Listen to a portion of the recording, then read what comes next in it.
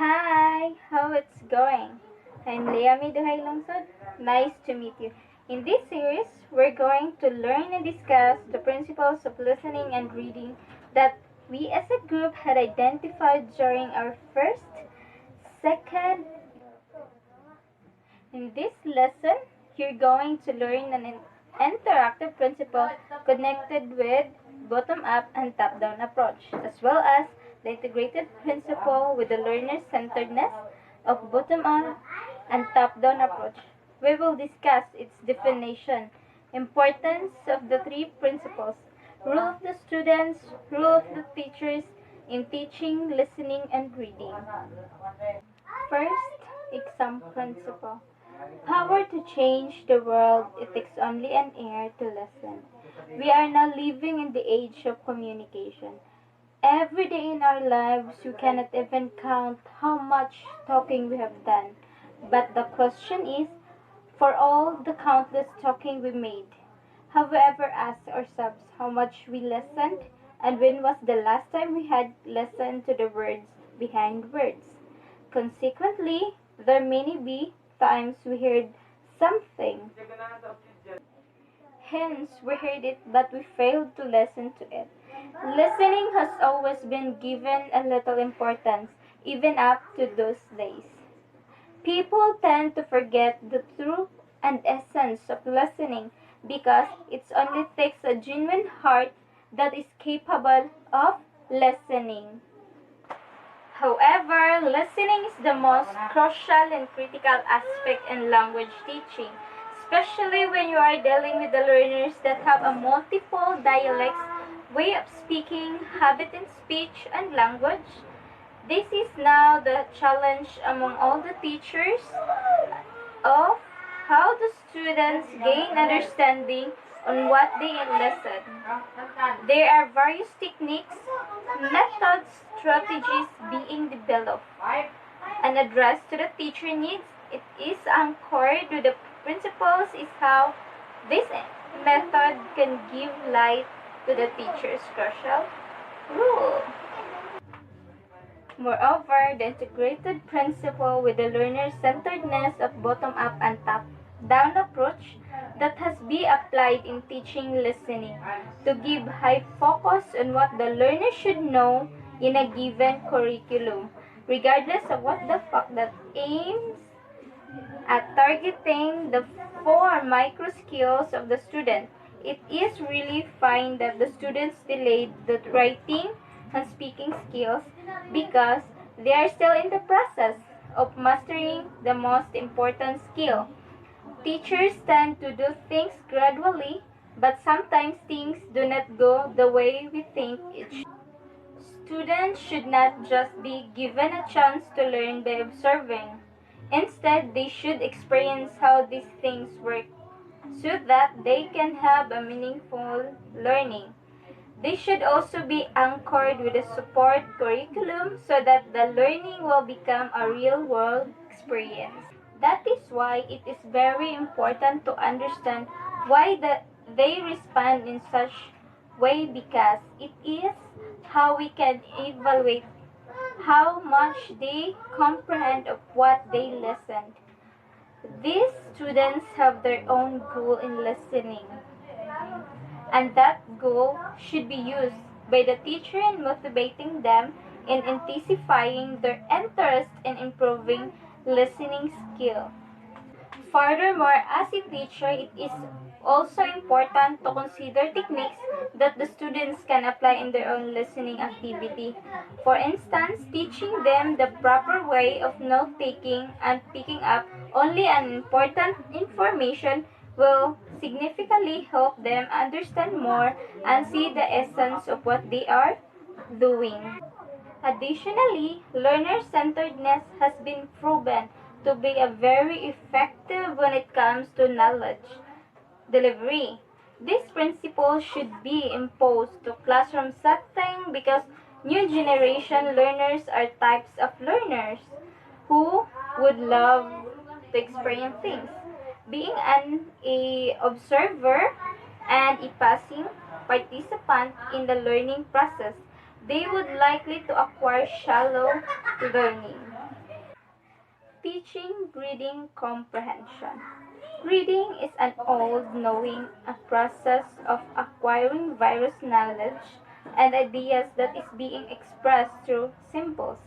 It is a way of understanding the language of the author through written text, and a way of interpreting the meaning through analyzing every single word of symbol wherein the meaning lies behind these symbols.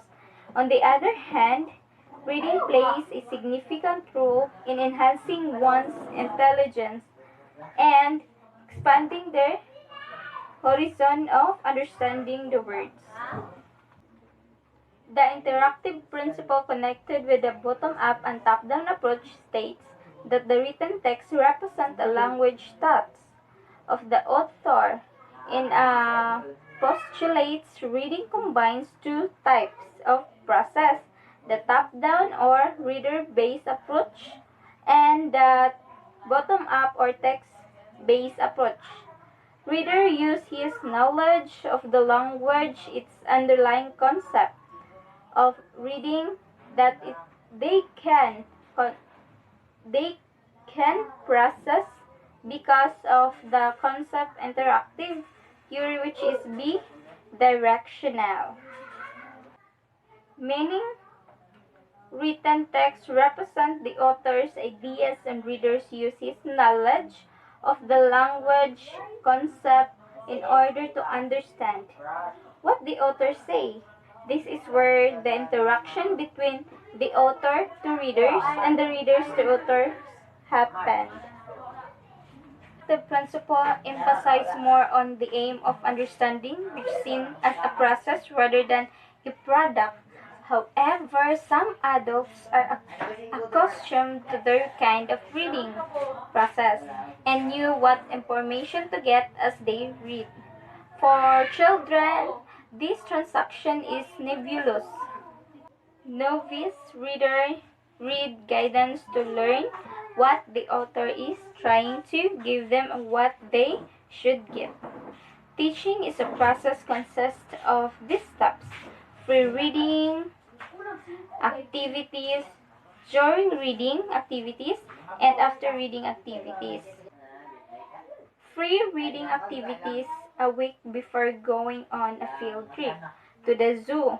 The teacher will explain to the class that they are going to read several books about African animals.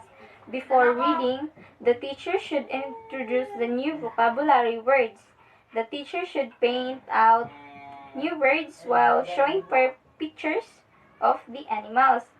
The teacher should also explain interesting facts that the book contains, so the students have an idea about what information is important for them to comprehend.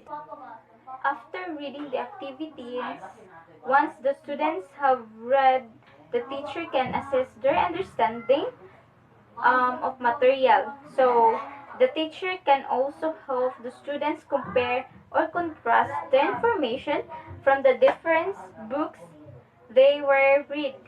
The after reading contrast and information from the different books they have to read.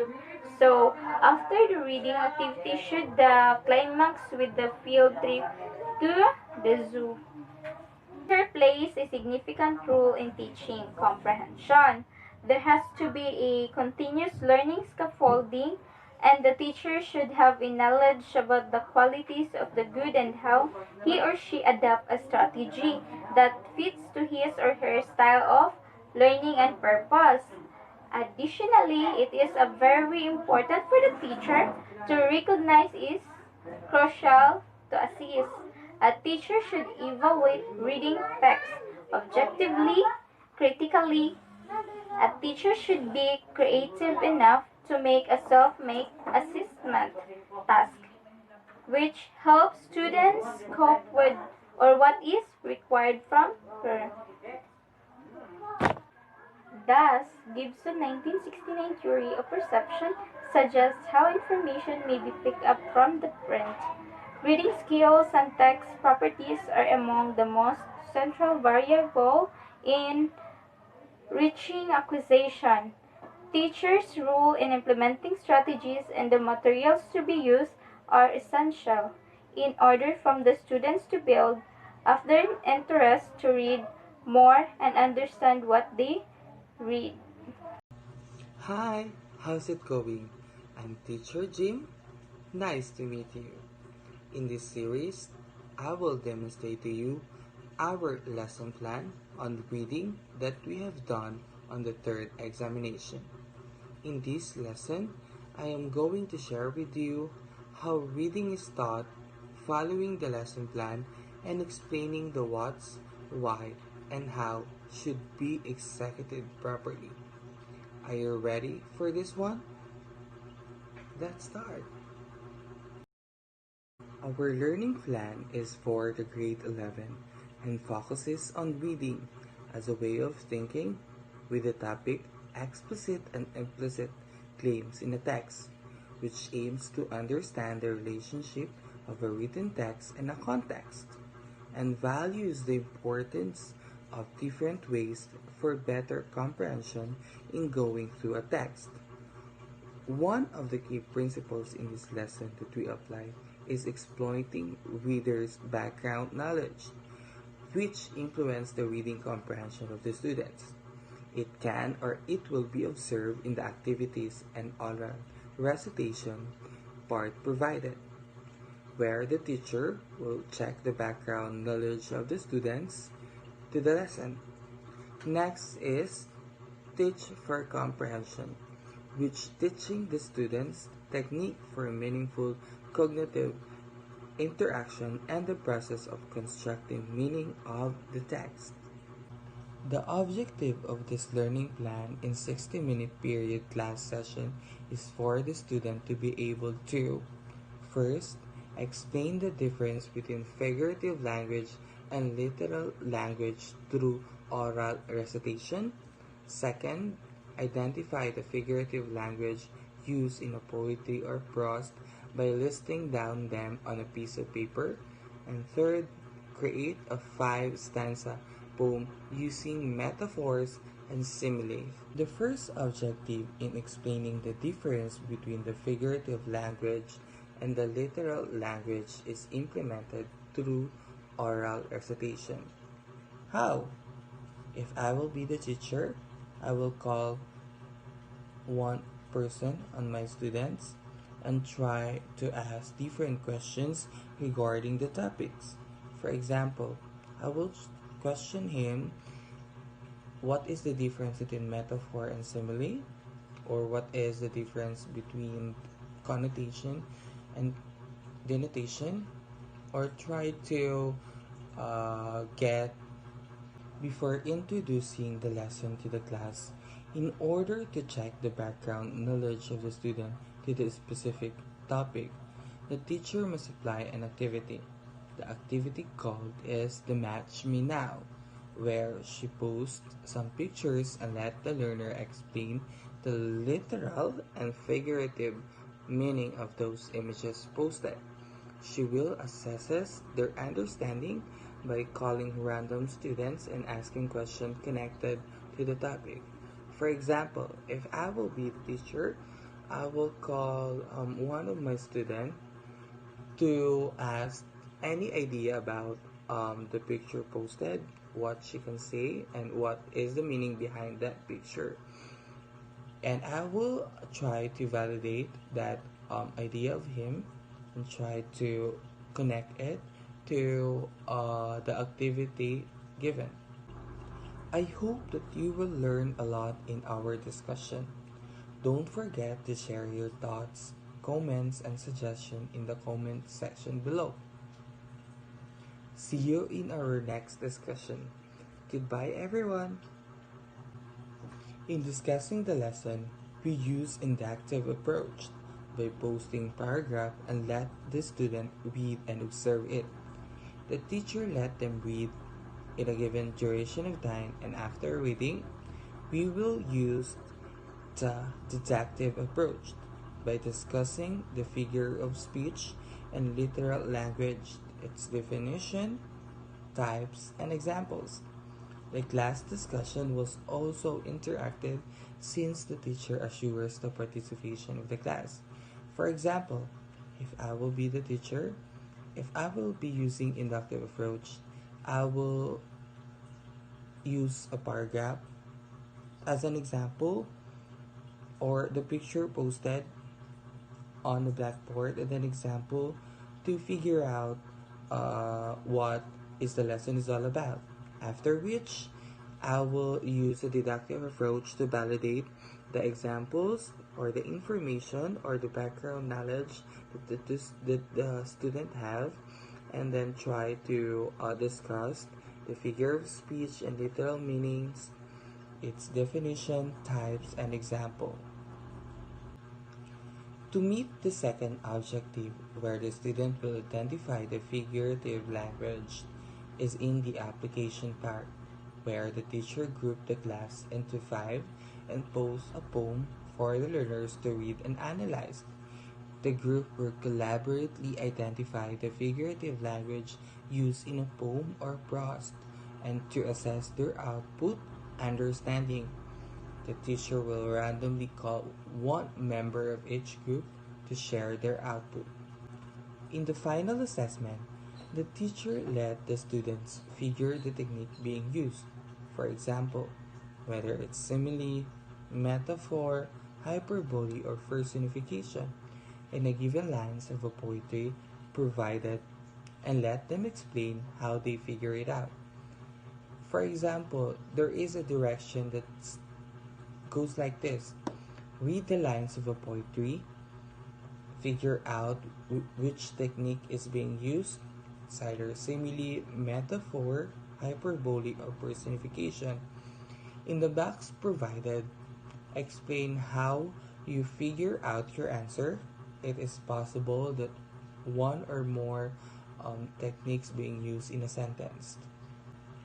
Finally, the last objective was implemented in the assignment part, where the students are tasked to create or compose their own 5-stanza, free verse, or with rhyme poem using the different types of figures of speech with a given criteria to be followed.